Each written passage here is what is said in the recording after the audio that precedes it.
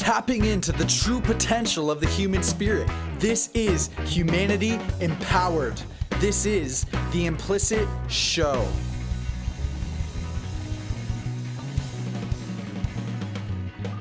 Hello. What is up? Welcome to The Implicit Show. I'm your host today, Brandy Dubay, on episode 43. It is episode 43 of The Implicit Show. It feels pretty good. I mean, we just started this. It feels like yesterday. And today we got a special guest. His name is Mark Minard. I'm super excited about this. I've heard about Mark. I've seen a ton of his stuff on social media, but this is the first time me and Mark have actually gotten together to have a chat. So I'm pretty excited to hear a bit about his story, hear about his book, and all the things he's doing, because I know he's a busy guy and he's got a lot of ambitions and a lot of missions in life. So Mark, man, I'm just going to give you a chance to introduce yourself and talk about your story. Go ahead, man. Yeah, you bet. I don't know where you want me to start. I've got so much going on.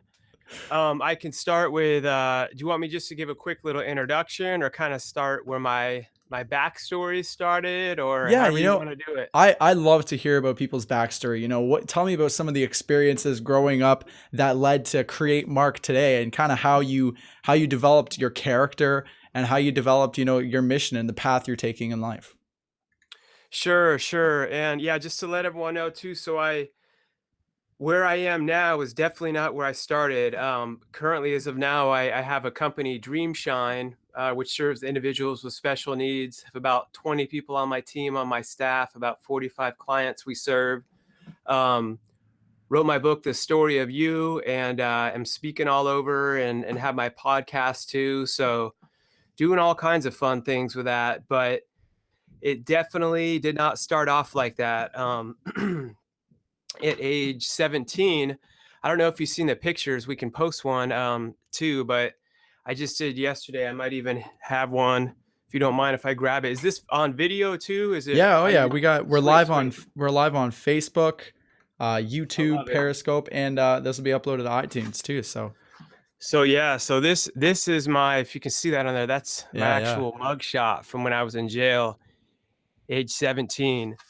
And if you can see on that, like, my eye socket was broken, my jaw was fractured, and basically I just was I was messed up, man. I managed to graduate high school early, but I was living in a trailer with two dudes, and I worked at a Harley Davidson diner. All we were doing was, taking it to a whole other level, not just like experimenting, but so heavily into dealing drugs. And there was so much craziness and fighting going on. Basically, to kind of sum it up, like, I woke up in jail without knowing how I got there. And it was like, boom, Wow. it was like I just fell into my body. And I looked up and I'm like, I had no idea where I was. Again, I was 17, and there's just this dude with a giant beard laying next to me in a jumpsuit. I'm on the concrete floor, and a cop comes to the door and says my name, like, Mark Minard, step outside. And I start walking with him. I realize I'm in jail. He sits me down to take my mug shots, and he's like, do you know why you're here? And I'm like, no, I have no idea. Like, literally no idea. And that popped up on the screen of the mug shot, and I'm like, that's not me. And then my whole face started hurting. And basically what I found out was I was so intoxicated on so many things, but what they had was the alcohol. My blood alcohol was so high that I said I should have been dead, like normally when they see that report. And really what had happened is I went home at night in the trailer. My roommates actually took me home, and they weren't the type of people that do that. Like, I was so messed up. They took me home. And I guess I got hungry. I managed to make it to like a wiener dog drive-through. That's what they had in Colorado at the time at like 2 a.m.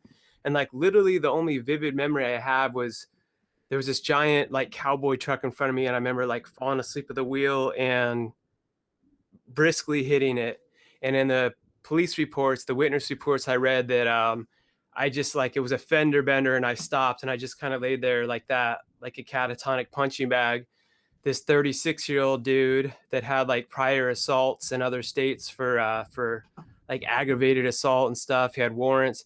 He just opened my door, and he just like had a field day on my face. And I hadn't been talking to my parents much, so their first call like in a few months is me from jail. That I just remember that was like one of the longest car rides home back to their house. And I was really, really like the reason I share that part of the story because I used to like hesitate if I should put that in my book because I was thinking about all the stuff I'm doing now and I'm wondering like what are people going to think about me? But I realize it's so important, to let people know because I see these so-called successful people and think everyone came like they were just born into it or something. So I struggle with that victim mindset, and it was like me against the world. And I had to start hanging out with different people. It was definitely a transition. I started reading for the first time. Like I never read a full book till I was 18. So yeah, then I finally started going. I started believing I could go to college. And I don't think everyone has to go to college. We could talk about that later. But for me and my own adventure at that time, I figured it was something that would be meaningful to do because I hadn't like completed really anything at that point in time in my life. And I made it through. And then as I just continued to grow and develop, I got really into reading and growing and kind of started getting a passion of working with people with special needs, which eventually led to the ripple effect of opening Dreamshine 10 years ago. And that's a whole other story in itself, but I'll give you, wherever you want me to take it with that. There's a lot of substance in there. So I'm trying to kind of brush through it all. Yeah, no, I could imagine like somebody like yourself, uh, with a story that starts off like that. There's so much growth that happens. When you go from jail, drugs, adversity to where you are today. Like you said, you started the business 10 years ago, and now you're helping people with the special needs. You're also doing a podcast. You got your book out, inspiring people. So I'm sure there's like a huge story that goes into understanding all of that. But let's back it up a little bit. I'd love to know, exactly what are some of the mindset shifts, or when was that moment that you really knew it was like, wow, like I actually can do something different. My past does not equal my future. Yeah, yeah, yeah. My history does not equal my destiny. It wasn't just like an immediate like boom. It was more of a transition over time. But what it was honestly like I had been doing, I had been living like that for a while. And it took me like almost dying, but then it took like I went through the whole court system and I still had that victim mindset. Like the judge is gonna feel sorry for me because my face is all smashed in. I'm a victim, I'm a victim, and the judge didn't feel sorry for me at all. They gave me like the maximum because my blood alcohol was so ridiculously high. And then it made me think that I could have eat and that wasn't like that was the first of like 1,000 times. Like I was always driving like that and selling drugs and stuff. And I realized at that point, the judge was like, you put yourself in this situation. Like it's your fault. And honestly, you're lucky. Who cares you got the crap beat out of you? You're lucky you didn't kill someone else. And I was just like, I didn't want to hear that at the moment, but like it started to sink in. And I really realized like what, like seriously, what am I doing with my life? And I started getting I was living with I moved back with my parents at that time. Like I lost my license for over a year. I had to ride my bike to the probation officer 3 times a week to do like breathalyzers. I had to take all these drug and alcohol classes. I got like something like 172 hours of probation. And I really felt my jaw was wired shut because it was broken. So I had like this huge like yeah, my face was just it was horrible. But I was still at first like hanging out with the dudes I used to in the trailer and like sipping like a 40 like through this side of my mouth and with my face all smashed in. But I remember for the first time, like if you want to say where that awareness kind of started to kick in, I remember looking around like what am I doing? Like nothing's changed.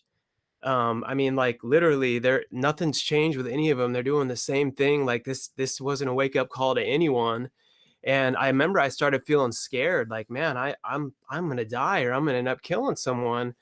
Like this isn't the way my life is gonna end. Like, personally, I believe in God. I don't preach down people's throats by any means, though. But I started like just having that feeling like in my gut, like, Mark, you are where you are because of the choices you're making, but I have bigger plans for you.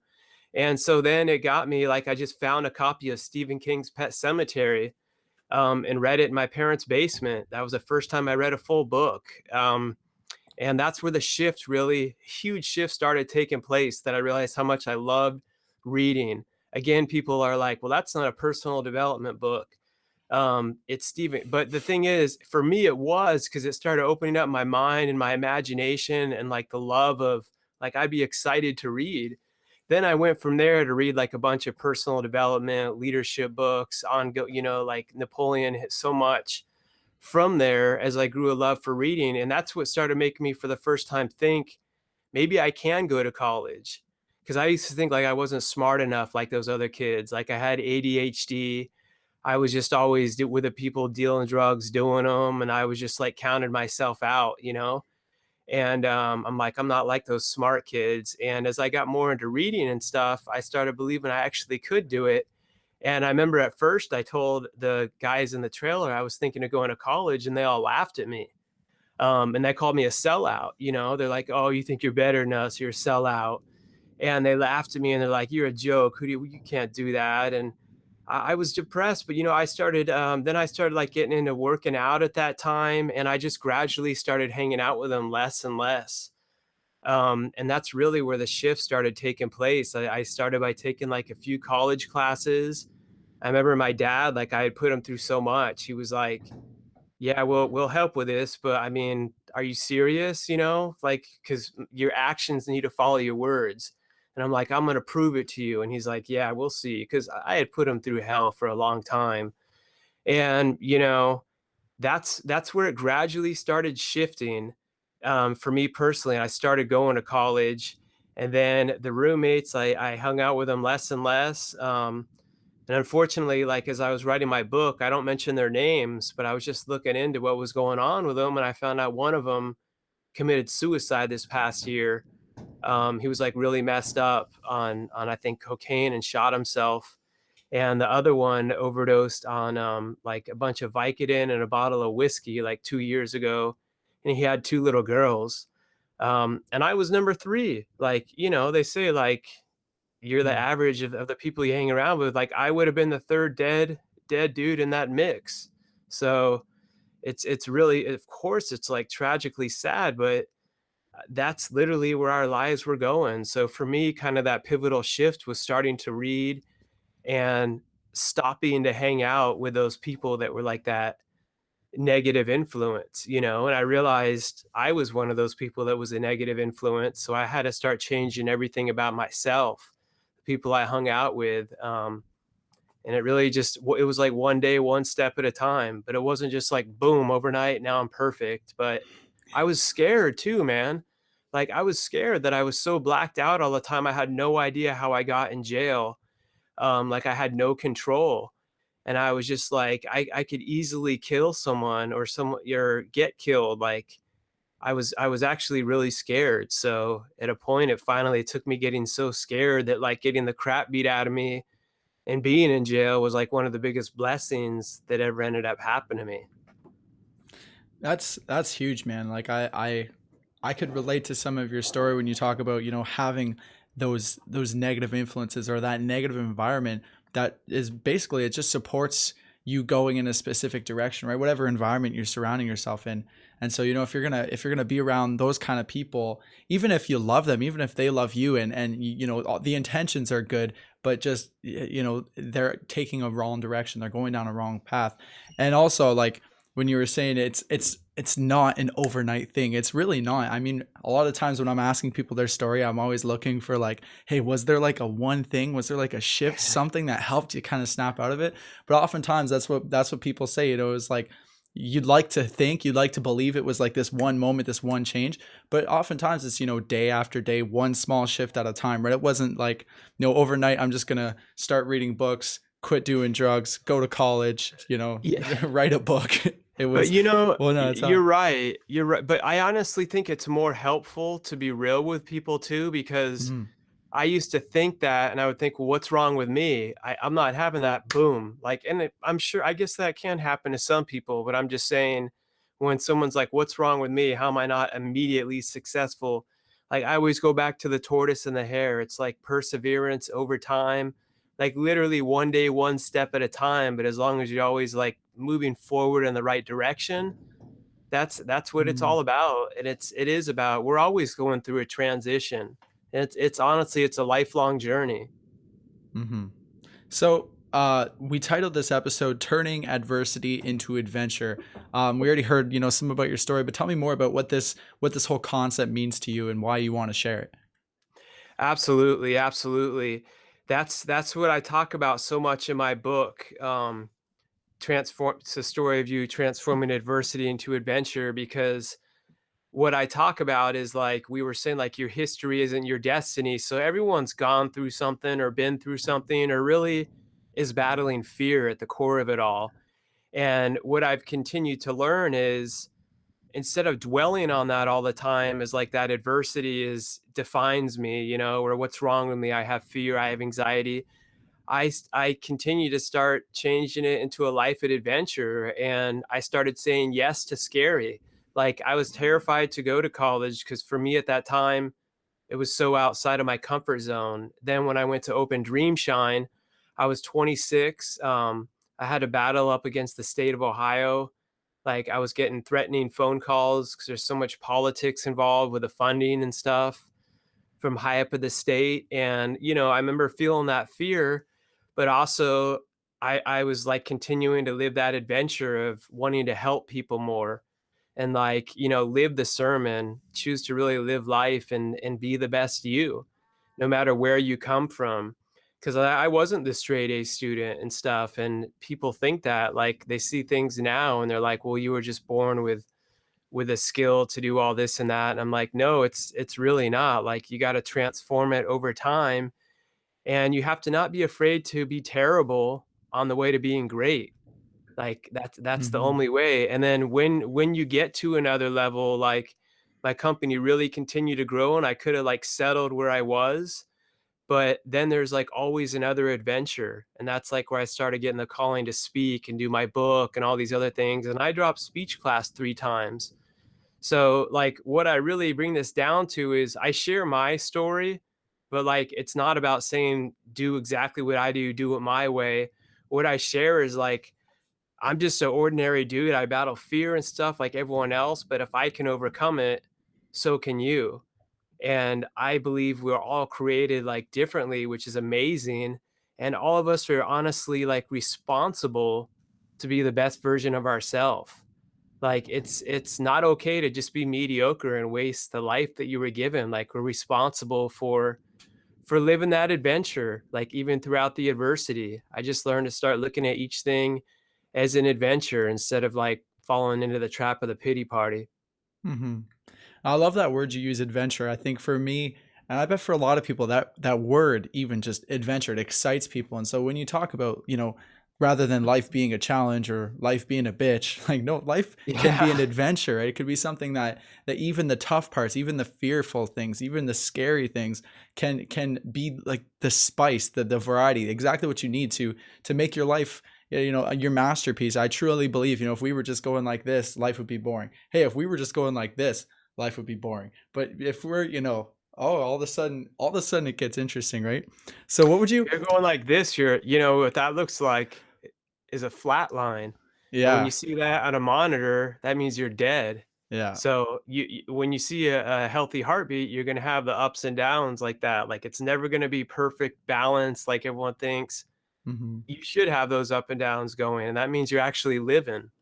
That would be boring, man. If I tell you, like, if I it happens to me all the time where it's like Monday, Tuesday, Wednesday, Thursday, I'm like, man, the past 4 days have pretty much been the exact same. I gotta do something different. And then Change it Thursday up. night, I switch it up, or I get out of my comfort zone or try something that scares me, and all of a sudden, it spices up, makes the whole week awesome.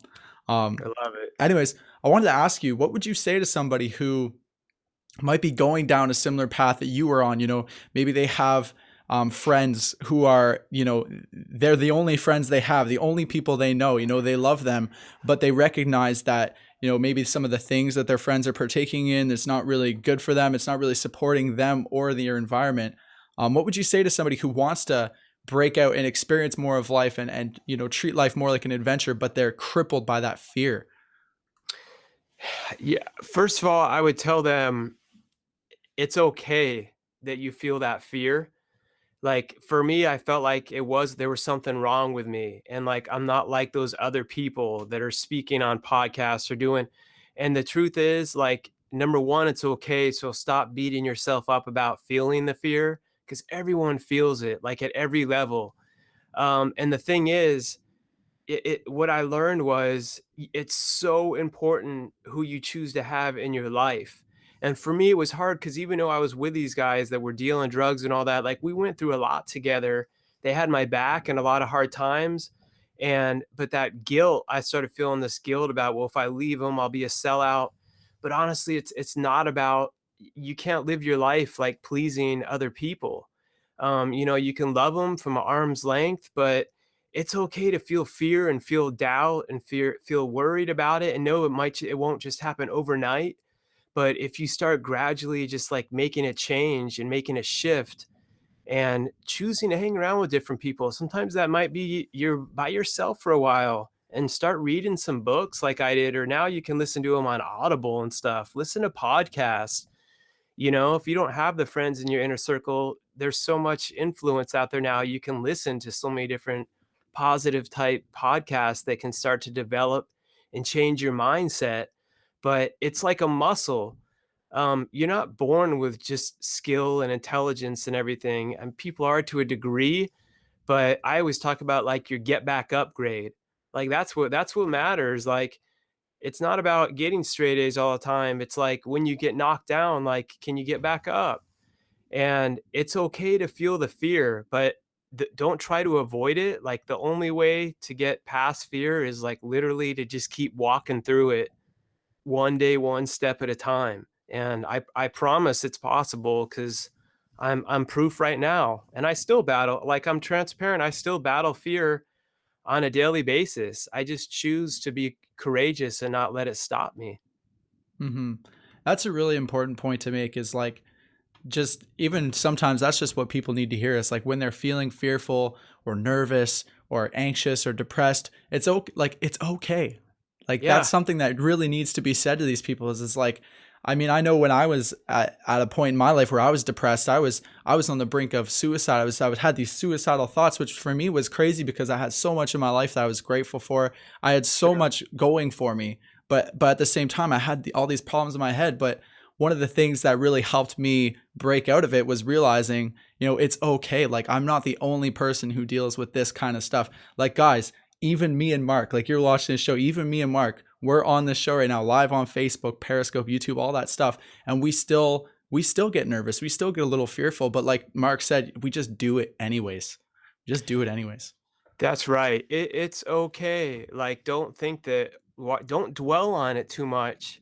And, if you got to talk to someone for help, do that. But don't count yourself out and think, what's wrong with me? I can never be like anyone else because I've had this. Like, go through it. Like, just fight through the feelings. Feelings honestly aren't real. It's what we choose to do. Our actions are real, our feelings aren't. That's I never heard that. I love that. That makes so much sense, because the feelings, it's just ours, but the actions, that stuff we put out into the world, that's what happens. That's really powerful. So tell me a little bit more about your book and kind of where you see yourself going with your teachings, with your, sharing your message and stuff like that. Sure, sure. Yeah, so it came out gosh, it was released July, just this past July. There's been so much going on. And that's a whole other adventure I went through, learning like difference between self-publishing, publishing, hybrid publishing. We could do a whole other show on that one day. But what I try to tell people is, look, I didn't know what the hell I was doing, but now people see it. Like I got a New York Times best-selling author, Dan Miller, to write the foreword. It hit the bestsellers list. It's now an international bestseller. And I swear I'm not saying this to brag.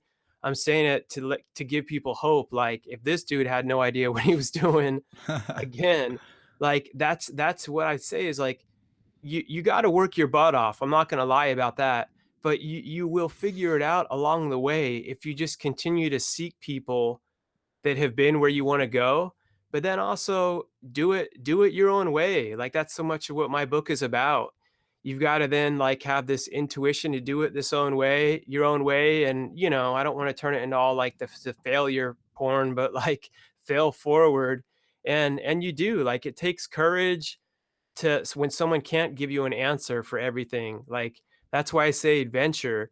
You're going into that uncharted territory, you're the one cutting the path, like you're going after that treasure.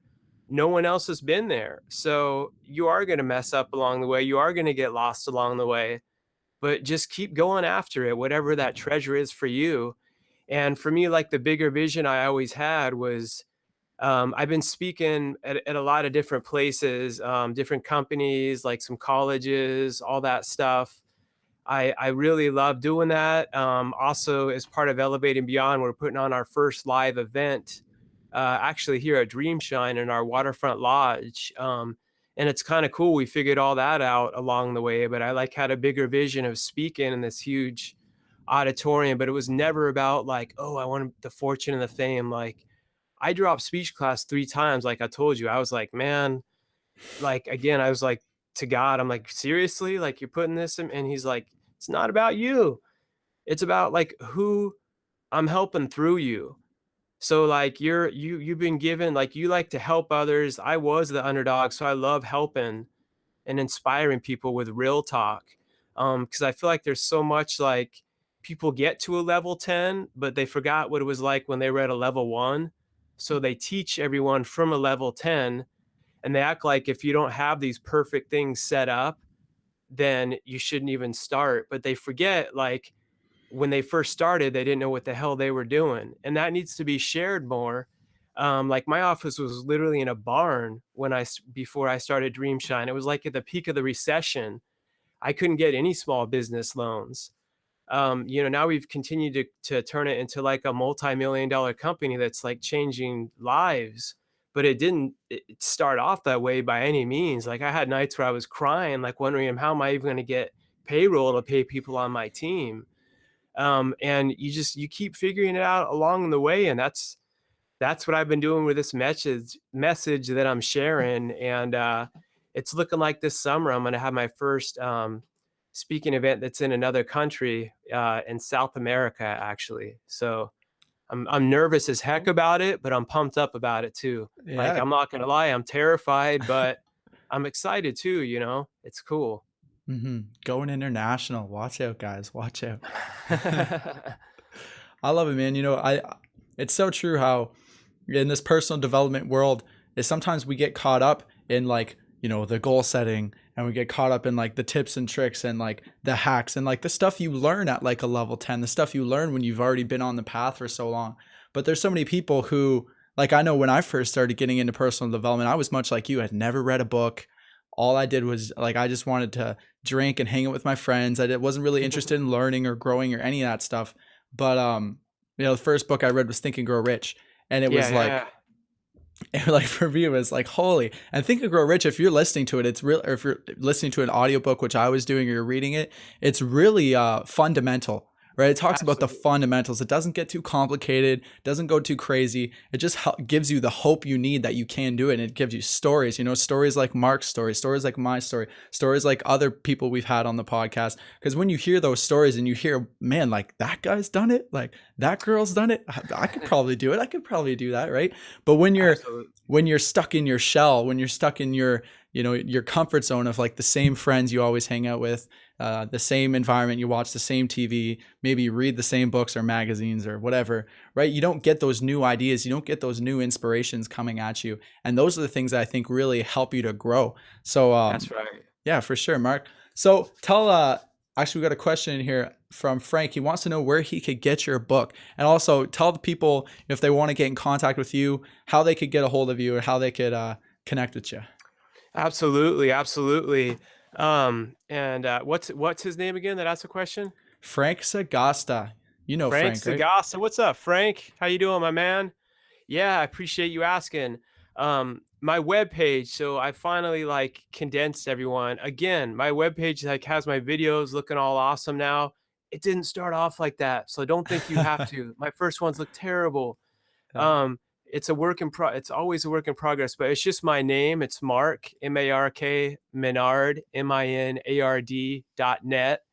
And if you go there, it has all the different links to get my book, The Story of You, and my different like speaking videos and stuff that are like pretty motivational. Then that has all my links to Facebook, social media. I love to connect with people. I keep hitting my 5,000 friend limit, so I finally opened up a public page. So I'm transitioning everything to that because I really love interacting with people. So all my information's there on my webpage. I'll be honored. I love it if anyone wants to connect or ask any questions. I love to follow up for sure. Perfect, man. Perfect. So we're coming to the end of the show. Do you have any last words that you want to put out there? You know, a message that you think people really need to hear right now? I just like there's a couple of things I like to say is first of all, I just like we were saying before, like whatever you're going through, like it's okay. It's okay to feel it. Like it's okay to feel down. It's okay to feel the adversity, but just don't stay there. Don't dwell on it. And I promise you, your feelings aren't the reality. Like your feelings come and go, but it's not the truth. Like action kills fear. Continue to take action one day, one step at a time, and then you'll become courageous along the way. But don't wait to be for your feelings to make you feel like you're courageous enough to do anything first, because it never works like that. You do it scared, you do it terrified, and that's all right. That's called being a human being. And I Mhm. promise you, you'll become courageous along the way. Man, I love that. Boom.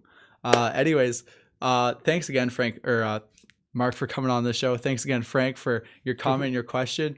Yeah, man. So such a great episode. So much great knowledge here. I really love to hear about your story. And I could really I could feel your authenticity and your passion for like wanting to help people. And that excites me. It pumps me up to, to go hard at what I'm doing as well. So um hey, if you guys, the listeners, if you guys want to connect with Mark, go to markminard.net, and he's got his book there and all his videos and stuff like that. If you guys want to support what we're doing here at Implicit, you could go to patreon.com/implicit, where you could also get some books and all sorts of stuff.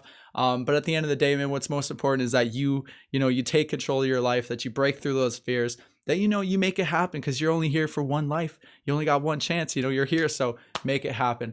Mark, thanks again, man. I'm sure you'll be back on the show someday soon, and I'm sure this isn't the end. We'll work on some things together in the future. So let's see the peace sign, Mark. You bet. Peace. Peace.